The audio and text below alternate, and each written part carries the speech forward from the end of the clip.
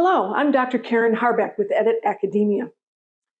This video is going to discuss each of the PowerPoint slides you need to make for your dissertation proposal defense. In order to avoid having to take notes, if you press the link below, it will give you an outline of each of these PowerPoint slides and what you need to put into them. Okay, you've got your proposal somewhat ready. What I would suggest as an imperative is that you go observe some of your peers giving their proposal defenses.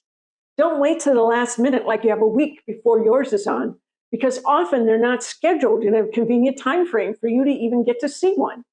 You have to think ahead and plan to observe these very important events and milestones. Why? One of the things I want you to do is observe whether there's any other changes in their PowerPoint presentation from what I'm going to suggest for you for a traditional university.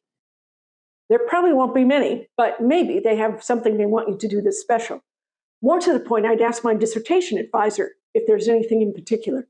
For example, I would want you to put citations like Smith 2023 in your text, but not add a reference list about the material that you've cited in your presentation at the end of the presentation. Unfortunately, some professors think this is a good idea. I think they can just look it up. If they're confused about a reference, they can look it up in your document. But anyway, we want to make sure you comply with what they want. Your first slide is your title page. A dissertation is titled by what you're going to study, colon, how you studied it. That's the traditional way to title a dissertation. Then you put your name, proposal defense, and the date. And down at the bottom, I would put the C, the international symbol for copyright protection, and then say copyright Karen Harbeck, September 2023, just to protect your work. Examples of those are on the material you download. So that's slide one. Slide two just contains your research question. Just the question your research is trying to grapple with, not all the questions you're going to ask respondents or in a survey, none of that, just one question. The next slide, if you're doing a quantitative dissertation only, would be your hypotheses listed 1, 2, 3, so that the people know what you're going to test in your quantitative study. The next slide would usually be your theoretical framework, brief and to the point.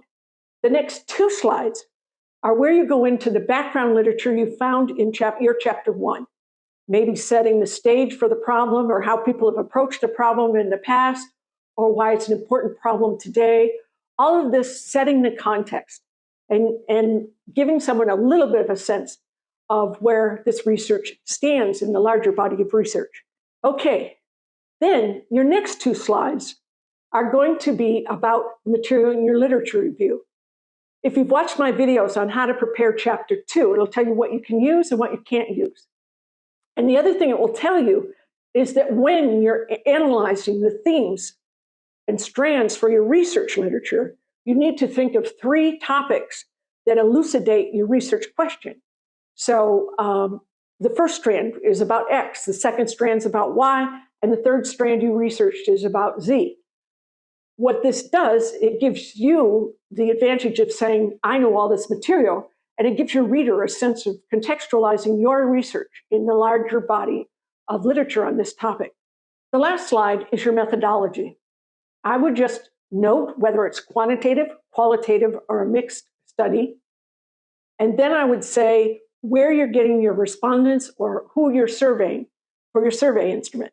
Just briefly, in a word or two, explain where you're getting your data and how you're getting people to participate in your study, whether it's interview questions or survey questions.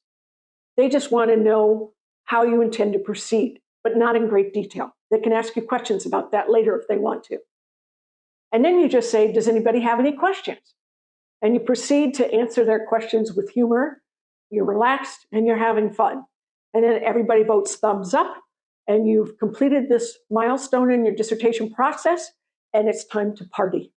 If you like this video, please hit the thumbs up button and send us a comment below, and we will try to answer your questions or do a new video on a different topic that you suggest. Please share this video with your friends, your peers, and anyone you think it might help. And if you click on the subscribe button and ring the bell, you'll never miss any future content.